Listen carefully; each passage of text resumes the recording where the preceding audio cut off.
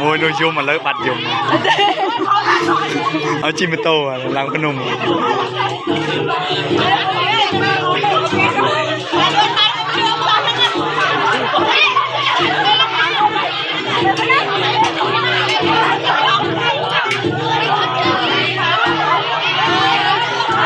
ว่ารอมเปลยุบมีพนุเพลิงกันออกมา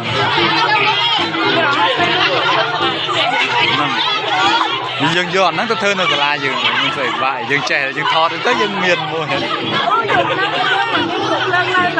ปลาชานั่งไงของเติม